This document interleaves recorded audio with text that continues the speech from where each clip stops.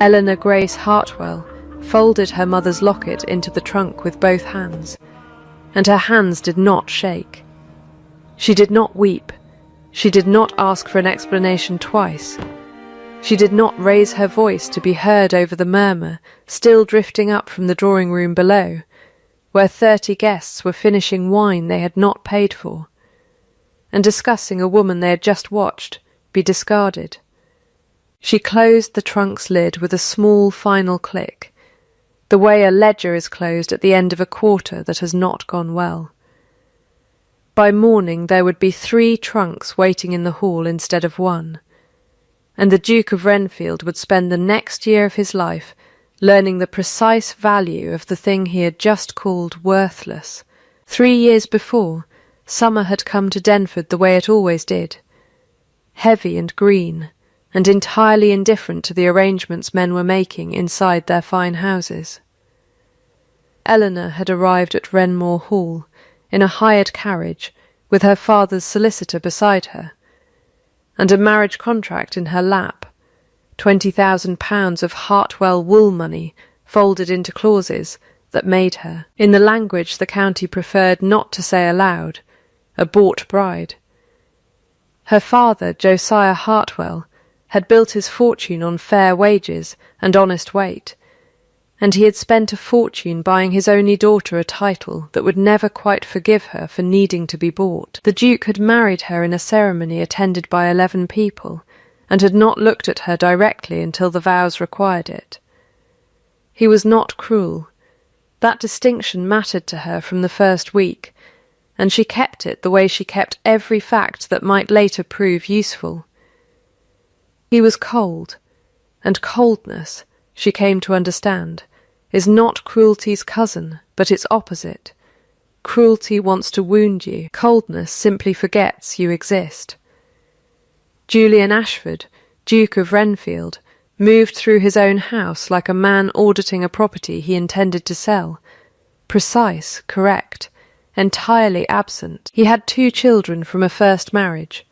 Henry, 8, all elbows and unanswered questions, and Cecilia, 5, who had stopped asking her father for anything at all some time before Eleanor arrived, and had never quite started again.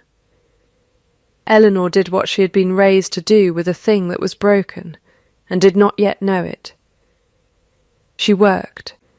She took the estate's account books, 3 years neglected, and found the debts hiding inside them the way rot hides inside a beam that still looks sound. She found tenant cottages with roofs that had been promised repair since before her marriage, and had the promise kept within a season. She found Henry's Latin tutor charging for lessons he did not give, and Cecilia's nursery maid feeding the children cold porridge and warm porridge to herself. None of it made her visible. It made her useful, which she was learning, slowly and without self-pity, was not the same thing at all. Her mother had died when Eleanor was 14, and had left her exactly one habit that mattered more than the wool trade itself. Never let them see what a thing costs you. Grief, when it came, was to be counted out in minutes, not years, 10 minutes behind a closed door, and then the door opened again and the ledger resumed. Eleanor had used the habit on the day her mother died. She used it now, in a house that warmed for everyone but her. On the mornings the Duke passed her in the corridor with a nod that acknowledged a housekeeper more than a wife. The children were the one place the habit failed her, because she had not meant to love them, and had done it anyway, without noticing the exact hour it happened. Cecilia had begun climbing into her lap during lessons sometime in the second winter. Henry had begun bringing her his sums before he brought them to his father, because his father corrected them, and Eleanor explained them. She had not been hired for this. No clause in the contract her father's solicitor had drafted mentioned love, bought or otherwise. It had simply accumulated, the way warmth accumulates in a house through 100 small fires and not one great one, until one day the house is warm and no one can say precisely when it happened. Into that accumulation, in the third summer, came Lady Priscilla Vane. She was the sister of the Duke's first wife, Rosalind, dead 4 years now of a fever the doctors had called sudden, and Julian had never quite called anything at all. Priscilla arrived at Renmore with black gloves, a dead husband's debts, and a smile the county had learned to trust precisely because it never moved.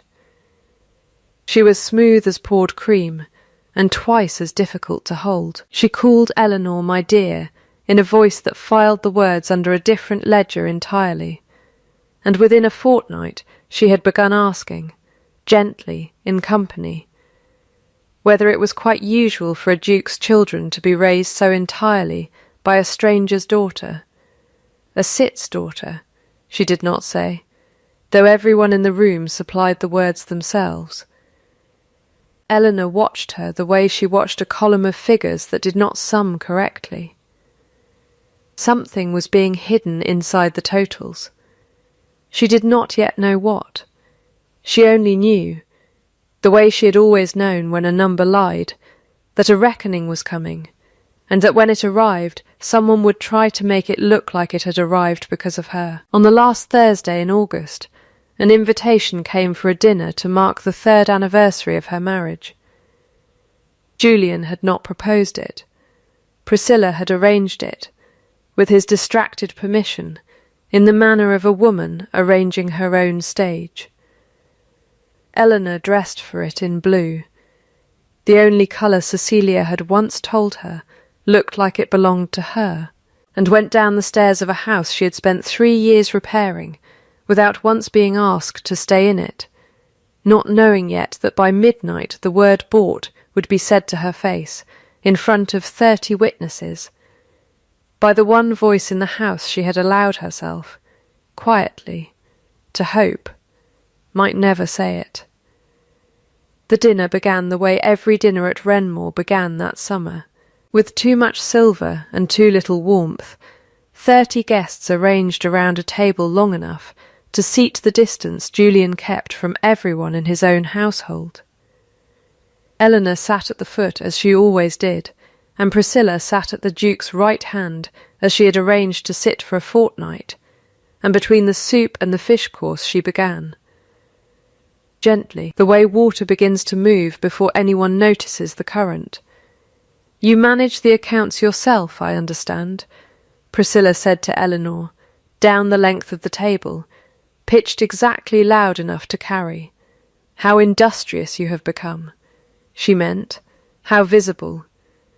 Everyone at the table understood the sub-channel perfectly, the way county society always understood what was not being said better than what was. "Someone must," Eleanor said. "The estate does not balance itself." "No," Priscilla agreed, though I confess I had always understood a duchess's accounts to be her husband's affair, not her father's trade brought indoors. She smiled at Julian. "Your father managed a wool house, did he not, Mrs. Forgive me, Your Grace?" "He did," Eleanor said. "He managed it honestly, which I understand is rarer than managing it at all."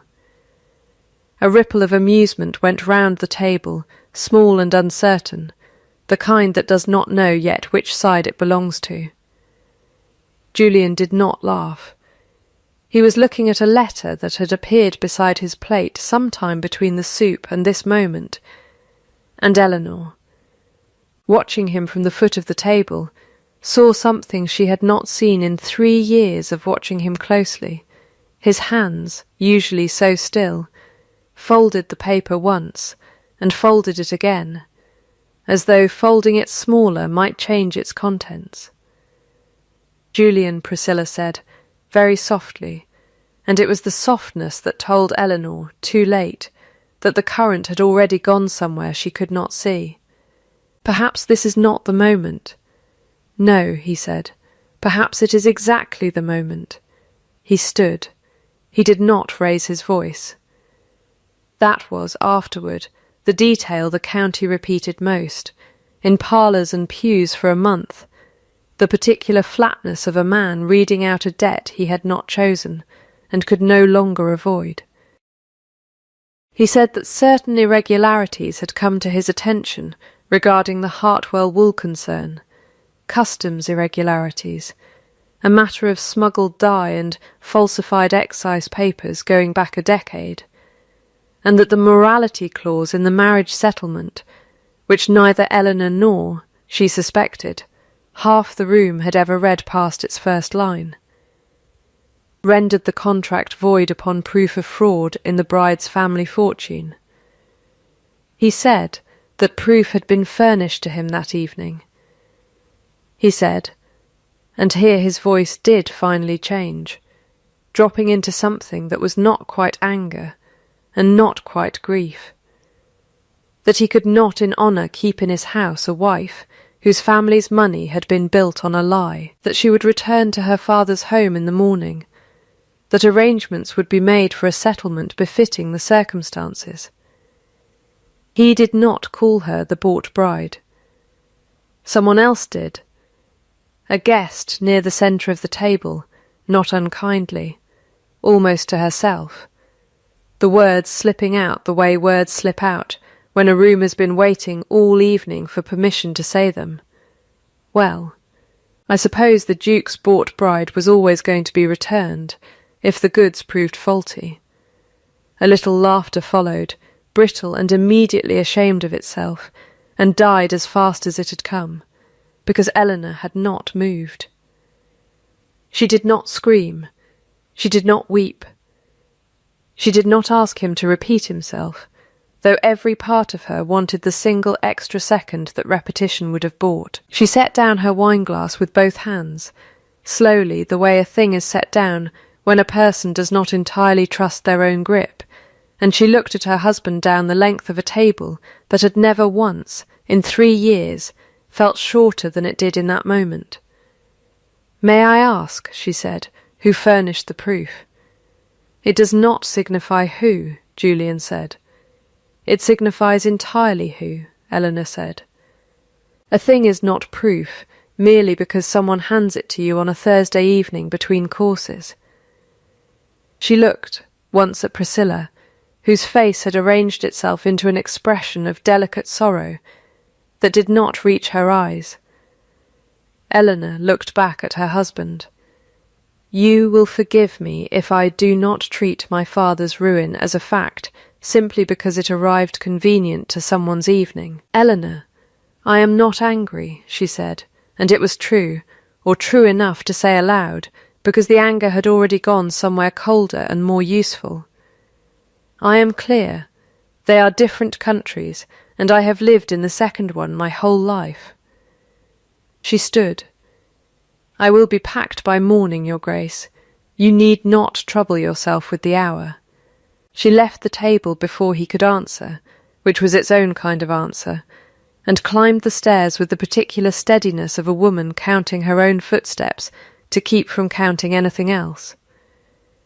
Behind her, the dining room had gone entirely silent, the silence of 30 people recalculating, in real time, exactly how much they had ever actually liked her. She gave herself 10 minutes. She had learnt the number from her mother, years ago, in a house that had also gone suddenly and permanently colder than expected, and she had never needed more than 10, not once, not for anything, because grief given a fixed sentence learns to serve it and be done. She sat on the edge of her bed with the door closed and let it come. The full, undignified weight of it, the child's want underneath the woman's composure, want me, choose me, see me. And at the 10th minute she stood, washed her face, and opened the door onto the rest of her life. She began with her own trunk. She was folding her second gown into it, methodical, unhurried, when she heard the small sound of a door across the corridor, and turned to find Henry standing in his nightshirt with a wooden soldier clutched in one fist, watching her. "Are you truly going?" he said. It was not quite a question. 8-year-olds, she had learned, rarely asked questions when they already knew, and simply wanted the fact confirmed by someone who would not lie to them. "Yes," Eleanor said. "Father said." "Your father said a great many things tonight," Eleanor said, "and not all of them will prove to be true. But yes, I am going." Henry looked at the trunk for a long moment. Then he turned and walked back into his own room, and Eleanor heard, through the wall, the unmistakable sound of a small trunk being dragged out from beneath a bed, and small hands beginning, clumsily, without being asked, to pack it. She found Cecilia already awake when she went in. 5 years old and sitting bolt upright with her hair in its night plait, the locket Eleanor had once let her wear for an afternoon still, absurdly, clutched in one fist, because she had never given it back, and no one had ever asked her to. "Henry says we're leaving," Cecilia said. Eleanor knelt by the bed. She did not, in that moment, think of contracts or morality clauses, or a husband's cold arithmetic. She thought of a child who had stopped asking to be loved before Eleanor ever arrived, and who was now packing a trunk in the middle of the night rather than be left in a house where love had just been proven optional. "I am leaving," Eleanor said carefully. "That is what your father has decided for me. He has decided nothing at all, yet, about you. Then we'll decide it," Cecilia said, with the flat, unarguable logic of the very young, and climbed out of bed to find her shoes. Eleanor could have stopped her. She could have gone to Julian, in his study, and reasoned, argued, appealed to the plain fact that whatever he believed of her father, these were his children, and this was not their disgrace to share. She thought of it, standing in the nursery doorway, with 2 half-packed trunks behind her, and a locket glinting in a child's fist. And then she thought of Priscilla's soft voice at the dinner table, of the particular hunger in the way she had looked at Henry and Cecilia all summer, appraising them the way a woman appraises a property she intends to inherit, and Eleanor understood, with the sudden clean certainty of a column that finally balances, that leaving these 2 children behind in this house tonight was not caution. It was abandonment dressed as obedience, and she had spent her whole life refusing to be careful in ways that cost other people everything. "Pack warmly," she told them both. "We leave at first light." She did not ask permission. She sent no note to Julian's study, made no appeal to his authority, gave the household no chance to forbid what she intended to simply do. By 4 in the morning, 3 trunks stood side by side in the front hall of Wrenmore Hall, hers and Henry's and Cecilia's, packed by hands that had not waited to be told they were allowed. When Julian came down at dawn, dressed for a confrontation he had rehearsed all night in some quiet, furious corner of himself, he found not 1 trunk waiting to be sent away, but 3, and beside them his own 2 children, dressed for travel, holding hands, waiting for a woman who had never once, in 3 years, asked to be their mother, and had simply become one anyway. He stopped in the doorway of the hall. Whatever he had meant to say did not come. Eleanor watched him look at the trunks, and then at his children's faces, set with the particular stubbornness of the very young who have decided something and will not be argued out of it, and for one unguarded second something moved behind his eyes that she had no name for yet, and did not have time to study. "They are not part of the arrangement," he said finally, and his voice had lost its dinner-table flatness. It came out rougher than he seemed to intend. "No," Eleanor agreed. "They are not an arrangement at all, Your Grace. That has rather been the trouble in this house, that everyone in it has been treated as one at one time or another. I am not taking your children. I am refusing to leave them where I found them, alone, in a house that has just demonstrated, quite thoroughly, what it does with people it has decided are no longer useful. You may forbid it if you wish. You are their father, and the law is entirely with you. But you will have to say the words to them yourself, this morning, in this hall, and you will have to watch their faces while you say it. Julian looked at Henry. Henry looked back at him, with the flat, unafraid directness of a boy who had not yet learned to be careful with dukes.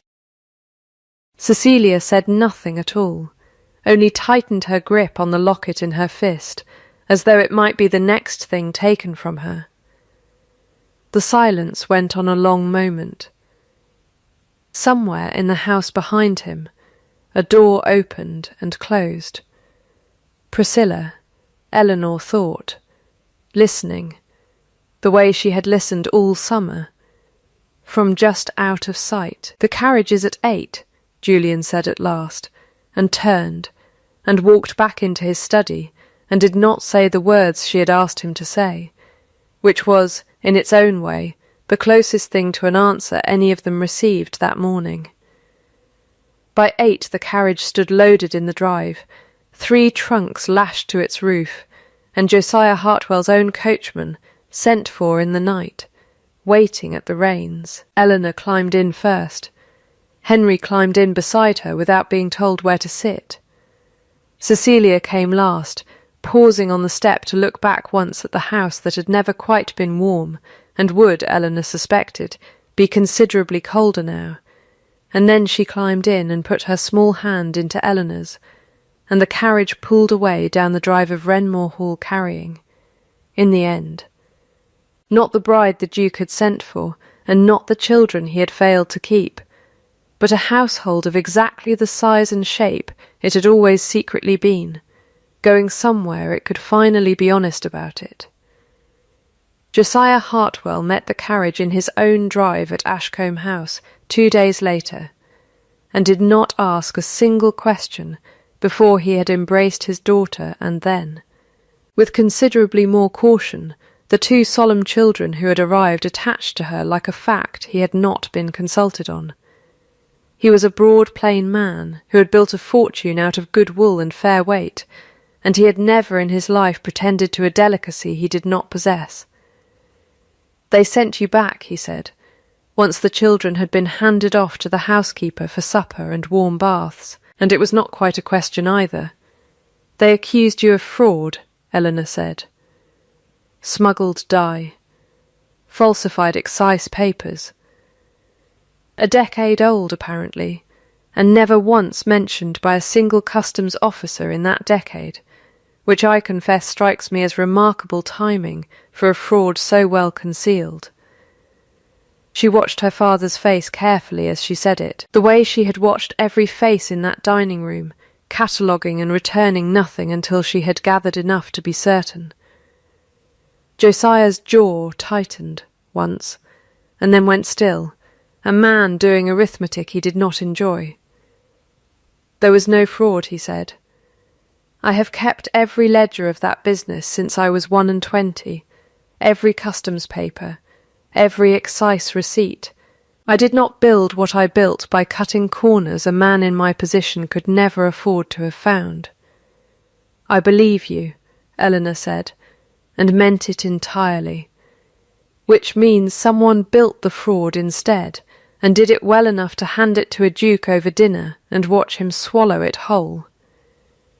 "Priscilla Vane," her father said, without needing to be told the name, because he had heard enough of the county's talk over the summer to have already formed his own opinion of the woman, and Eleanor, watching him, felt for the first time since the dinner something other than the flat, useful calm she had been running on. She felt the beginning of the thing that would carry her through the next year, not fury exactly, though fury was somewhere underneath it, but the particular cold satisfaction of a woman who has just been handed, by her enemy's own carelessness, the shape of the fight she is about to win. "We will need the ledgers," she said, "all of them." And I will need a room to work in, father, with a good lamp, and no one to disturb me, because I intend to find out exactly what was forged, and exactly whose hand did it. And I intend to make certain that when the truth is finally laid out where the whole county can see it, there will be no possible way for anyone to look away from it again. Josiah studied his daughter for a long moment, the girl he had bought a title for, and sent away with such hope 3 years before, and saw, perhaps for the first time since her wedding day, not his daughter returned in disgrace, but something considerably more formidable standing in her place. "You have your mother's face when you say things like that," he said. "My mother," Eleanor said, "never let a debt go uncounted, not the ones in coin. I do not intend to either." The room her father gave her had good light and a door that closed, and within it she built over the following 6 weeks the first of the 2 campaigns that would eventually undo Priscilla Vane, though she did not yet know that was its name. She began, as she began everything, with numbers. She sent for every ledger her father's wool house had kept for the past 12 years, and beside them she laid the letter Julian had read aloud at dinner, a copy of it at least, procured through a clerk of the county customs office, whom her father had employed honestly for 2 decades, and who was, as a consequence, willing to do a favour for a woman he had watched grow up. The letter alleged a shipment of smuggled indigo dye in the autumn of a specific year, routed through a specific port, under a specific false manifest. Eleanor laid her father's own shipping records for that autumn beside it, and found, within an evening, that the vessel named in the fraudulent letter had, according to the port's own harbour log, been in dry dock for repairs the entire month in question, unable to carry so much as a barrel of water, let alone a hold of contraband dye. It was a small thing, a single date misjudged by whoever had constructed the lie. But Eleanor had learned from her father, long before she had learned it from any ledger, that fortunes are built and unbuilt on details exactly this small, and that a forger clever enough to invent a fraud is rarely patient enough to check a harbour log 12 years old. She did not stop there. She wrote, in a plain, careful hand, to 3 men who had worked for her father across those 12 years, a foreman named Walter Combe, who had run the Leeds mill floor since before Eleanor was born, a customs clerk named Peter Doyle, who processed half the county's excise papers and remembered, with the precision of a man who took genuine pride in his work, every irregular manifest that had ever crossed his desk, and a bookkeeper her father had let go years before under circumstances Eleanor now suspected deserved a second look. She asked each of them plainly whether they recalled any such shipment, any such fraud, any such year. She kept their answers, when they came, in a folder she labelled with nothing but a date, the way she labelled every dangerous thing in her life, flatly, without drama, so that its true weight would surprise whoever eventually opened it. The second campaign was quieter, and it took longer, and it began the evening Henry came to find her in her lamplit room, with a question he had clearly been carrying for days. "Will we go back," he said, "if you prove it wasn't true?" Eleanor set down her pen. "I do not know," she said, because she had promised herself, the first night in this house, that she would never once tell these children a comfortable lie in place of an honest, uncertain one. "That will depend a great deal on your father, and rather less on me than you might imagine." "He didn't ask us to stay," Henry said, "at the carriage. He could have asked." "No," Eleanor agreed. "He could have." She considered the boy for a moment, 8 years old, careful with his questions the way children become careful when they have learned that answers can hurt. "Your father is not a cruel man, Henry. I want you to understand that clearly. because it will matter later even if it does not feel like it matters now. He is a frightened one. There is a very great difference, though I confess it took me the better part of 3 years to learn it, and I do not expect you to learn it faster than I did. Frightened of what? I do not entirely know yet, Eleanor said, truthfully, but I intend to find out. In the meantime, you have Latin sums I have not yet checked, and Cecilia is refusing her vegetables again on principle. And neither of those problems requires your father's help to solve. Go on. Henry went, not entirely satisfied, but children rarely required satisfaction so much as honesty delivered kindly, and Eleanor had learned to offer exactly that in place of comfort she did not have to give. She turned back to her ledgers with the particular stillness of a woman filing one grief carefully away to make room for the work still in front of her, and did not allow herself to wonder, not once that evening, what precisely was happening inside Renmore Hall now, that its halls held 2 fewer voices than they had held all summer. At Renmore, the silence Eleanor had left behind did not resolve into peace. It curdled slowly, the way milk curdles in a house no one thinks to keep cold, and within a fortnight Julian Ashford understood, in the specific and humiliating way a man understands a thing only once it is gone, that he had not sent away an inconvenience. He had sent away the only functioning part of his household. The steward brought him accounts he did not know how to read, because Eleanor had reorganized them into a system that made sense only once you understood the mind that built it, and Julian, staring at columns his wife had kept flawlessly for 3 years, found himself unable to say with any confidence whether the estate was solvent or ruined. The nursery, without her, reverted within days to the state it had been in before her arrival, cold porridge, an absent maid, a silence where 2 children's voices used to be. He walked past the empty schoolroom on the second morning, and found himself standing in the doorway for a full minute, looking at a desk where Henry's sums used to be corrected in a hand he had never once thanked, before he made himself walk on. He did not go after her. He told himself this was propriety. A man did not chase down a wife he had, however reluctantly, sent away over a matter of family honour, not within the first fortnight, not while the accusation itself remained officially unresolved. He told himself a great many things that fortnight, in the manner of a man building a wall faster than the evidence could tear it down. Priscilla, for her part, moved into the space Eleanor had vacated with the quiet efficiency of a woman who had been planning her entrance for considerably longer than a fortnight. She took over the household accounts, badly, and blamed the confusion on Eleanor's supposedly deliberate obscurity.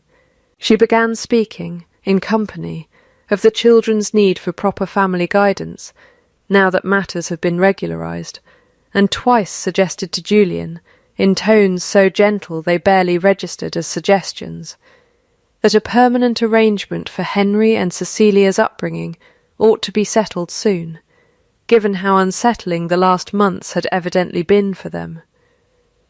"You mean," Julian said, on the second occasion, with a coldness that surprised even him, "that you would like to raise them yourself?" "I mean," Priscilla said, unruffled, "that they are Rosalind's children, and I am the only blood relation left to them on their mother's side.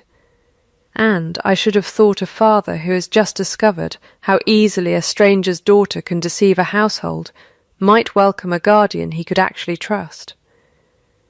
Julian said nothing to that, but he did not say yes either, and something in his silence, some old buried instinct he did not yet have words for, made him send, that same evening, a discreet letter to his own solicitor, a precise and unsentimental man named Simon Reeve, asking him to review, quietly, the exact terms of the guardianship clauses in Rosalind's marriage settlement, and to determine, while he was at it, precisely who stood to gain what, and from whom should the children's care ever formally change hands. It was the first honest question Julian had asked in a month. It would not be his last. 6 weeks after the carriage left Renmore's Drive, Eleanor received through her father's solicitor a discreet inquiry from a Mr. Simon Reeve regarding the exact provenance of certain shipping and excise documents referenced in a letter, dated the previous August. She read it twice, standing in the hallway of Ashcombe House, with the Morning Post still in her hand, and felt something in her chest unclench very slightly for the first time in 6 weeks, not hope exactly. She was too careful a woman to call it hope so soon. But the particular alertness of a hunter who has just heard, faintly, that the ground ahead has begun to shift. She answered Mr. Reeve's inquiry within the day, with precision, and enclosed copies of everything she had gathered, the harbour log, Walter Comb's letter, Peter Doyle's careful recollection of every irregular manifest that had crossed his desk in a decade of honest work. She did not enclose an accusation.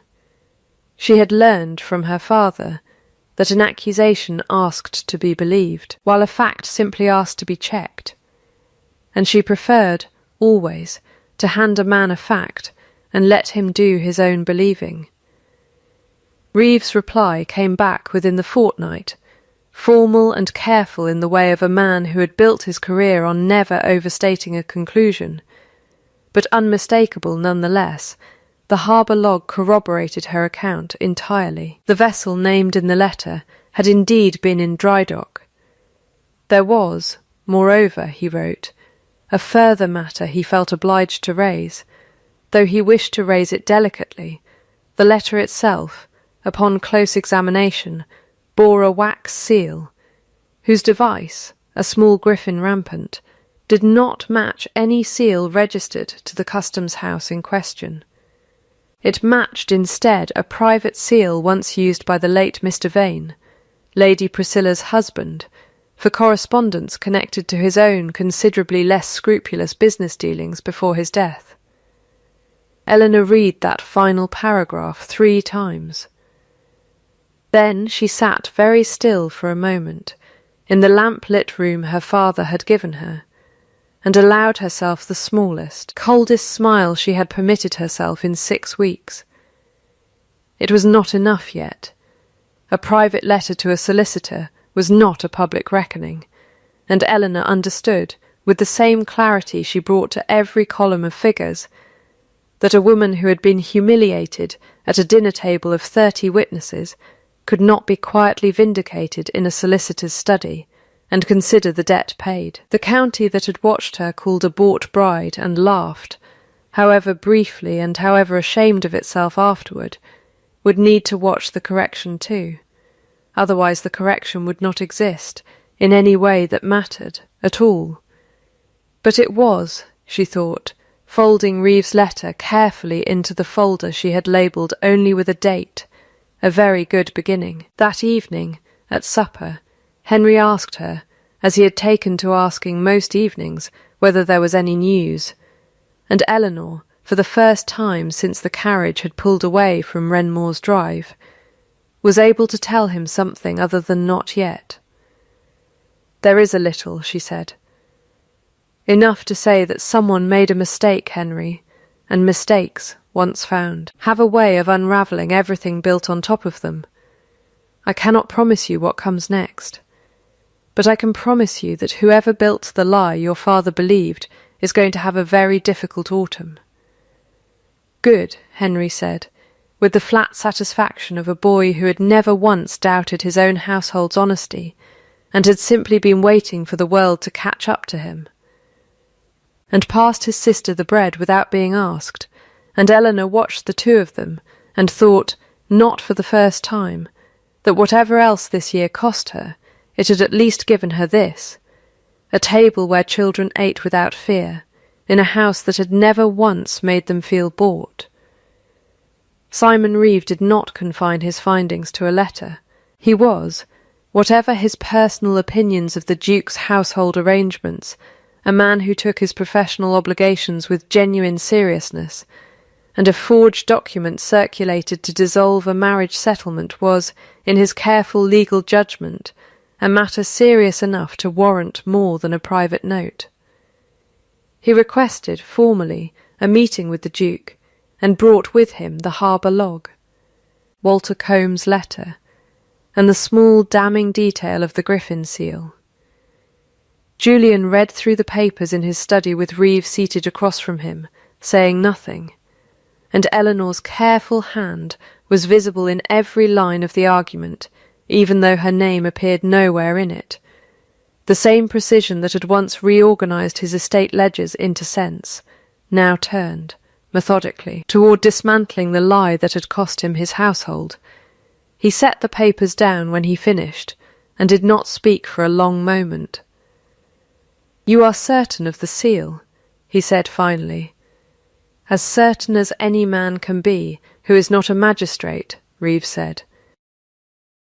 "I would recommend, Your Grace, that a magistrate examine it formally, and soon, given the gravity of what is implied." "Implied," Julian repeated. "That the letter was constructed, Your Grace." "By someone with access to the late Mr. Vane's private seal, and a motive to see the marriage dissolved." Reeve did not say the name. He did not need to. Julian's face, when he finally looked up, had gone the particular grey of a man doing arithmetic he had been avoiding for 6 weeks and could no longer avoid. "Say it plainly," Julian said. "Your aunt by marriage, Your Grace," Reeve said.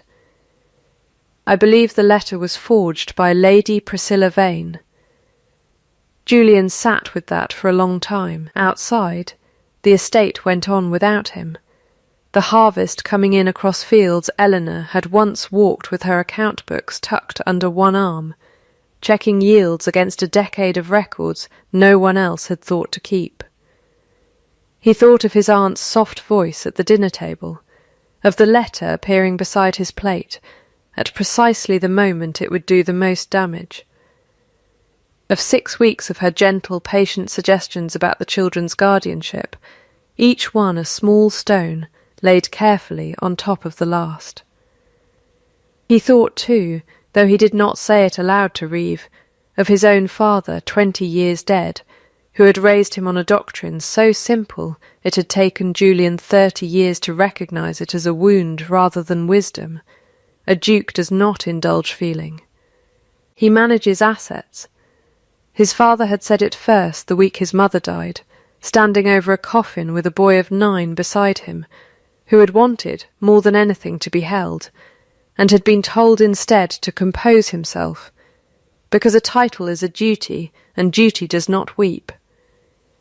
Julian had married Rosalind at 23, believing he had learned to feel again, and had watched her die of a fever 4 years later, having never quite let himself love her the way she had asked to be loved, careful, always careful, keeping some ledger of his own heart that never balanced in either direction.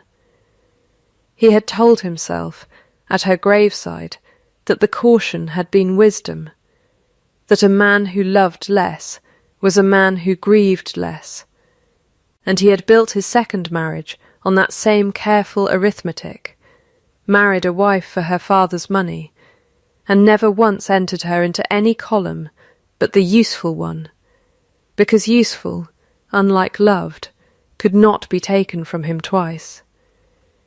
He understood, sitting in his study with Reeve's papers in front of him, that he had spent 6 weeks calling his own coldness honour, and that somewhere in that 6 weeks a woman he had genuinely wronged had spent every day proving, with harbour logs and letters and a patience he had done nothing to earn, that she was exactly what he had told a room full of guests she was not.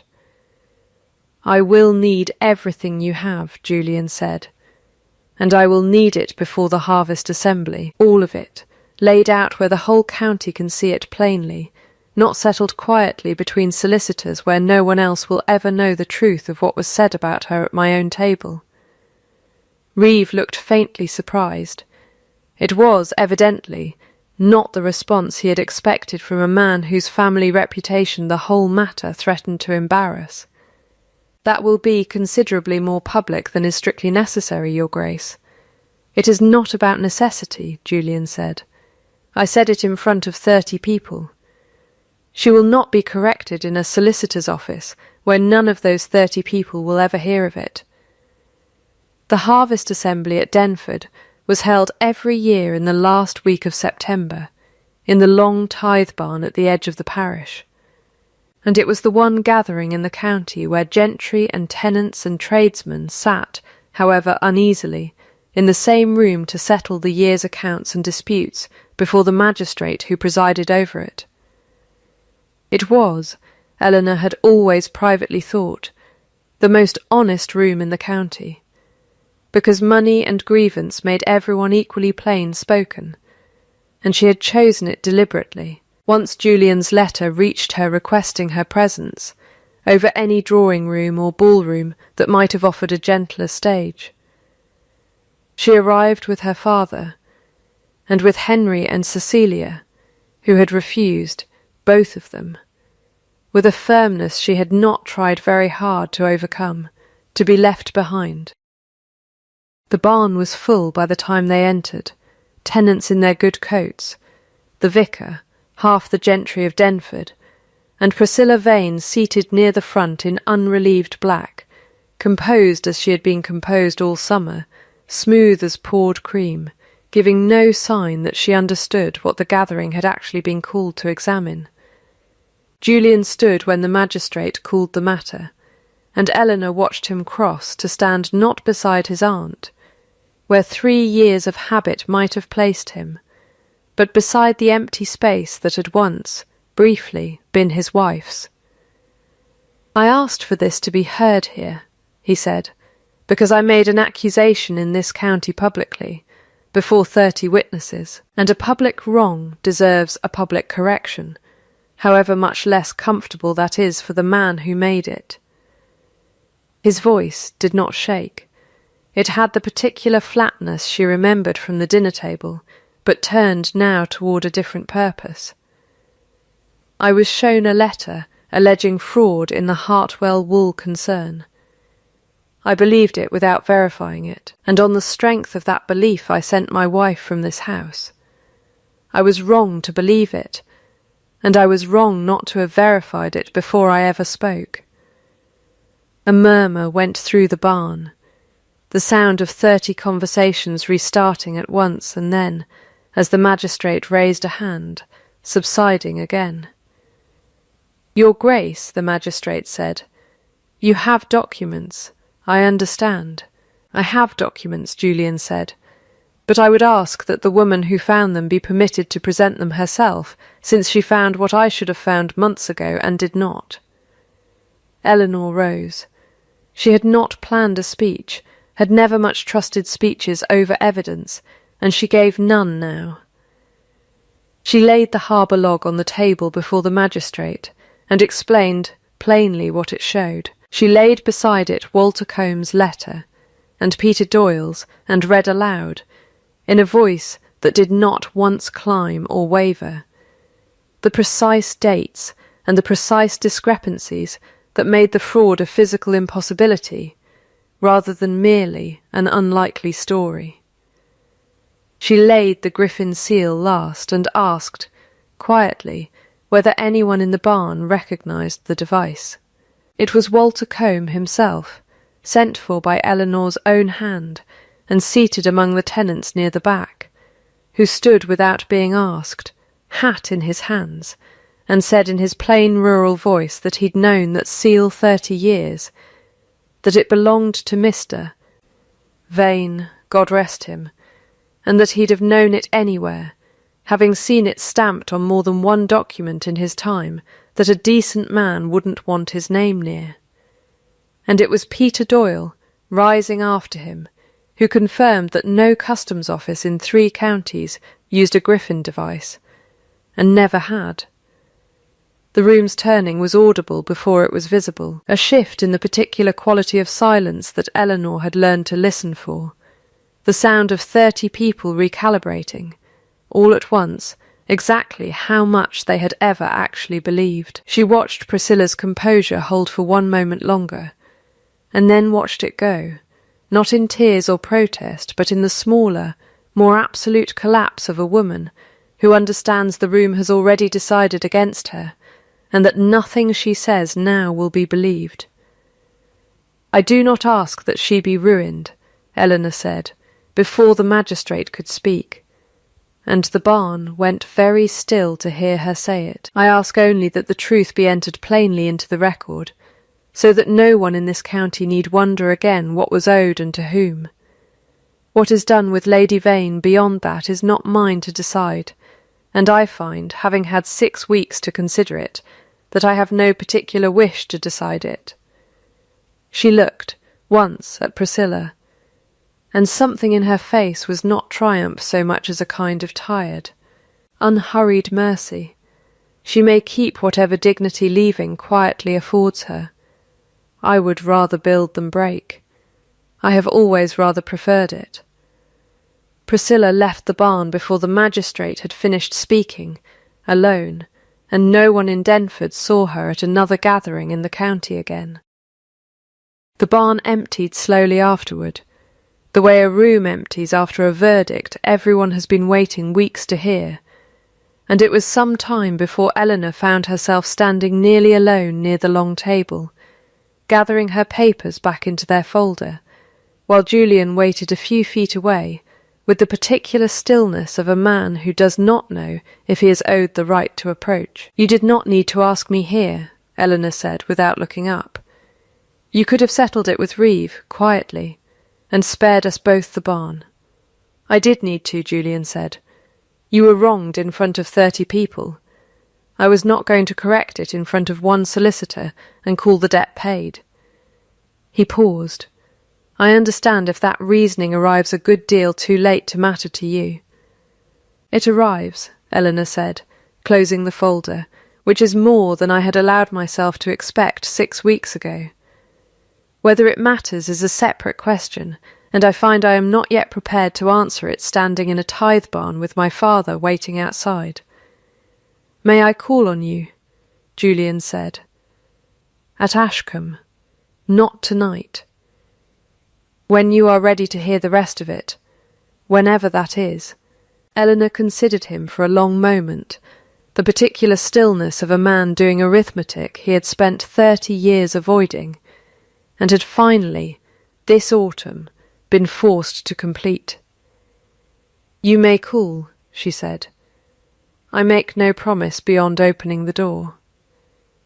He called 11 days later, and Eleanor, true to her word, opened the door and nothing more. She received him in her father's small parlour, with Henry and Cecilia sent, at her insistence, to the garden rather than the room, because whatever was said between herself and Julian this first time was not, she had decided, going to be said in front of children who had already absorbed enough of adults' unfinished business for one autumn.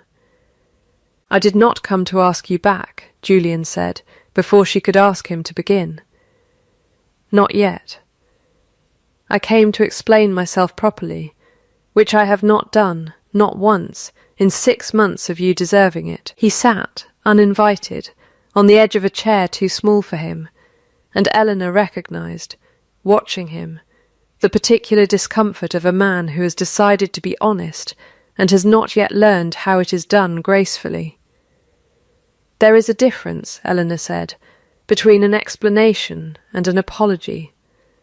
I have had a great many apologies offered to me in my life, Your Grace, mostly from men who wished to be forgiven without having to understand what, precisely, they were asking forgiveness for.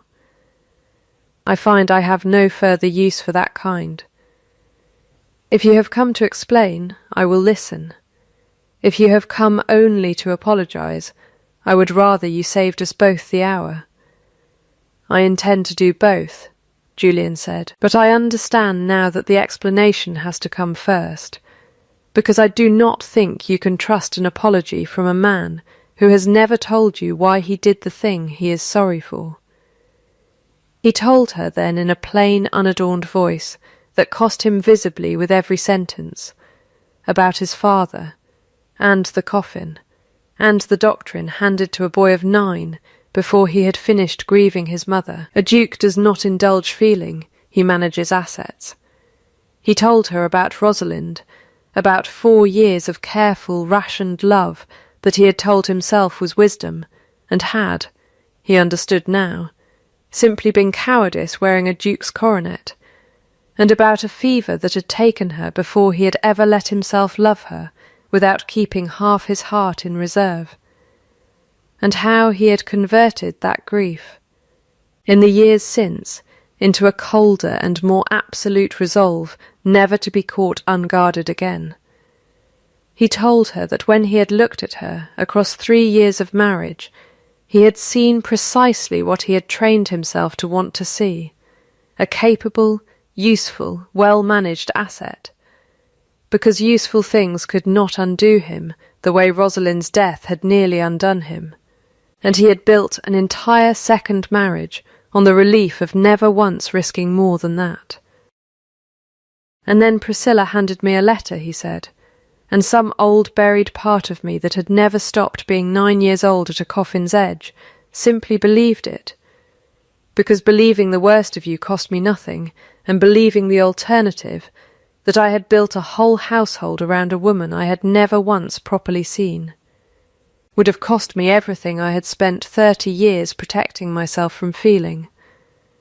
He stopped, started again. "I am not telling you this so that you will forgive me for it.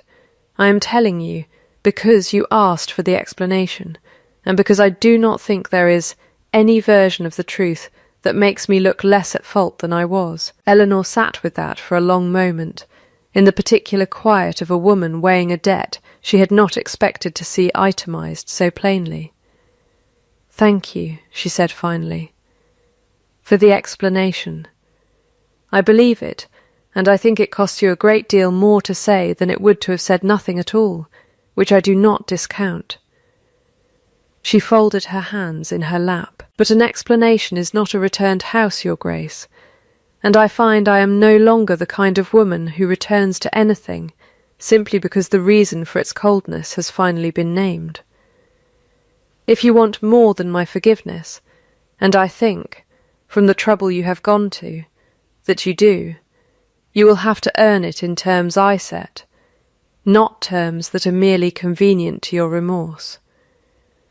"Name them," Julian said, "and I will meet every one. I will keep the children's education under my own direction, wherever they live, for as long as they wish it," Eleanor said. "I will manage the estate accounts myself, openly, with my name on the ledgers, not hidden behind yours.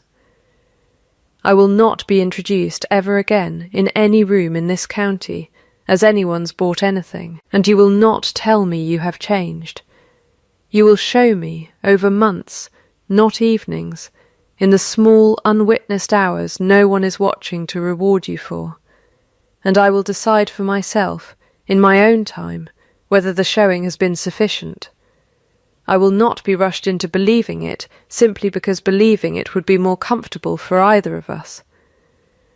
"All right," Julian said. "All right, then," Eleanor said, and something in the plain exchange of those 4 small words settled between them like the first stone of a foundation neither of them had yet agreed to build on, though both, in that moment, understood that the ground had at least been cleared. He did not press her further that day, and he did not return the next week expecting anything more than the door opened again. What he did instead, over the following months, was smaller and, Eleanor came to understand, considerably harder for a man of his temperament to sustain than any single grand gesture would have been. He wrote to her weekly about the estate, not instructing her but reporting to her, the way a steward reports to an owner, and asking her opinion on decisions he could easily have made without her. when she visited Renmore in November to review the winter accounts at his invitation. She found the roofs she had once repaired still sound, the tenant wages still paid in full and on time. A habit she had begun, and he had, without announcement, simply continued. She found, too, a new ledger begun in his own hand, tracking every wage paid to every worker on the estate down to the last shilling, itemised and dated with a care she recognised as unmistakably her own method, borrowed and practised until it had become his. He began coming to the nursery in the evenings, not to correct Henry's sums, which he still did badly, but to sit while Eleanor corrected them, saying little, simply present in a room he had once walked past without slowing his step. Cecilia, who had stopped asking her father for things long before Eleanor ever arrived at Renmore, began, that winter, asking him again, small things first. A story before bed, a hand to hold crossing the frozen yard, and each time he answered without hesitation, Eleanor noted it, quietly, in the private ledger she kept of him now instead of the estate, the way she had once noted every repaired roof and every honest wage. Nothing in isolation meant very much. A chair pulled up beside hers at supper, tea poured for her, unasked, before he poured his own. A silence held comfortably, without either of them needing to fill it. But accumulation, Eleanor had learned long before she had ever learned his name, was the only kind of proof she had ever fully trusted, and by the time the first snow came to Denford that December, the accumulation had become difficult, even for a woman as careful as she was, to argue with entirely. There was one evening, in February, when the old habit nearly undid all of it. Julian had made a decision about a tenant's arrears alone, in his study, without consulting her, the way he had made every decision for 3 years before she taught him otherwise, and had only mentioned it to her afterward, in passing, as though it were nothing. Eleanor set down her pen very deliberately. "You did not think to ask me," she said. "It was not a question." Julian went still, and she watched him understand, in real time, exactly what he had done. "I forgot," he said. "It is not an excuse. I simply reached for the old way of doing it before I remembered there was a new one." "That is the relapse I was watching for," Eleanor said, not unkindly, not cruelty. Habit, they wear the same coat sometimes, and it is difficult even for me to tell them apart at a glance. "I will undo it," Julian said, "tonight if you tell me how you would have decided it." "You will not undo it because I tell you to," Eleanor said. "You will sit with me now, and we will decide together what should have been decided together the first time. And you will remember, the next time a decision like this one comes to your desk alone, that the old way is no longer available to you, not because I have forbidden it, but because you no longer wish to be the kind of man who reaches for it." She looked at him steadily. "That is the whole of the test, Julian, not whether you slip. Everyone slips. Whether you correct it yourself, the moment you notice, without needing to be caught." He corrected it, not because she watched him do it, but because, she learned afterward from the tenant himself, Julian had gone back to the man's cottage the very next morning, alone, and asked him plainly what he would have wanted done, and done that instead. It was March before Julian said the words plainly, in the small parlour at Ashcombe, where he had first explained himself, with Henry and Cecilia once again sent to the garden, and the fire burned low between them. "I am not going to tell you I love you," he said, "because I think you have heard men say easy words all your life, and I do not wish to be one more of them." He paused, and Eleanor recognised, in the particular careful set of his jaw, a man choosing every word before he spent it. I would choose you. That is the whole of what I have to offer, and I understand it may not be enough after everything it has cost you to hear it so late. I have been choosing you, in fact, for some months now, in 100 small ways I did not have the courage to name until this evening, and I intend to go on choosing you for as long as you will let me, whether or not you ever choose to come back to Renmore at all." Eleanor was quiet for a long moment. Then, for the first time since a summer night 3 years before, when her mother's grave had still been new, she did not count the minutes.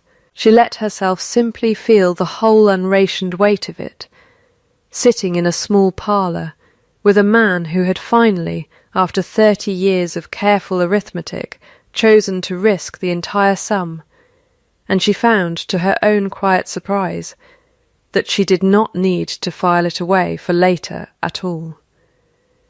"Then choose me tomorrow," she said, when she could speak again, and the day after that, and every ordinary Tuesday in between, and I will tell you, in a year's time, whether the choosing has held. That is the only answer I have to give you today, Julian, and I think, for once, it is enough. They were married again, in the eyes of the county, if not in any church, that spring, not a second wedding, for the first had never legally lapsed, once Reeve's findings were entered into the record, but a second beginning, marked quietly by Eleanor's return to Renmore Hall, with Henry and Cecilia beside her, and her own name, this time, entered into the estate ledgers as owner. Not merely as manager. 2 years passed the way seasons pass on a well-run estate, visibly, honestly, each one accounted for. Renmore's tenant cottages were the best kept in the county by the second harvest, and the estate posted, publicly, at Eleanor's insistence, a fixed and fair wage for every worker on the land, the first estate in Denford to do so, a practice 3 neighbouring families adopted within the year rather than lose their best hands to Renmore's example. Henry, 10 now, kept his own small ledger of the home farm's accounts, taught by a stepmother who had never once let him believe numbers were beneath a duke's attention. Cecilia, 7, wore the locket Eleanor had once folded into a trunk on the worst night of her life, given to her outright the spring of the 2nd year, no longer a borrowed comfort, but a gift with Eleanor's own mother's portrait inside it, passed, deliberately, from one motherless girl to another. Julian had a second locket made that same spring, smaller, plainer, containing not a portrait, but a single pressed stem of the blue flower Eleanor had worn to the dinner, that had once nearly ended everything, and he gave it to her without ceremony, at breakfast, the way he had learned to give most things that mattered, quietly, on an ordinary day, expecting nothing in return. "You were not bought," he told her, that morning, turning the old word over at last in front of her, plainly, the way she had once turned over a column of figures until it finally balanced. "I paid a debt to your father, and received, without ever having earned it, everything that has kept this house standing since. I did not choose you at the altar 3 years ago. I choose you now, every ordinary day, and I mean to go on doing it long after either of us has stopped counting." "Then we are agreed," Eleanor said. "We are agreed," he said, and it was, as it had always been between them, the whole of the treaty either of them required. Renmore Hall, in the 2nd spring after Eleanor's return, no longer held its breath the way it once had, in the years when a cold duke moved through it, like a man auditing property he meant to sell. It exhaled now, in the ordinary sounds of a working house, children's sums checked aloud in the schoolroom, tenants paid in full at the kitchen door every quarter day, a woman's steady hand still balancing the ledgers each evening by good lamplight, no longer alone. The trunks that had once left its hall in disgrace stood now in its attic, unpacked and long forgotten, 3 plain wooden boxes among 100 others, indistinguishable from any other trunk in the county. Which was, Eleanor thought sometimes, exactly what a thing should become once it has finished proving what it was built to prove. She had stopped asking, long before that second spring, to be seen. She had made herself instead impossible to unsee, not through beauty, which she had never traded in, and not through anger, which she had never needed, but through the plain accumulation of work done honestly and debts kept faithfully counted, in coin and in every currency that mattered more than coin. A woman who builds does not ask to be valued. She simply becomes, over enough ordinary days, too load-bearing to remove. That was not a lesson the county taught her, nor her husband, nor even, in the end, her own careful mother, though her mother's voice was in it somewhere still, in the old habit finally put to its truest use. It was a lesson she had taught herself, one ledger and one winter, and one steady, unhurried year at a time, and it was, in the end, the only inheritance she had ever needed to be certain no one could take from her again.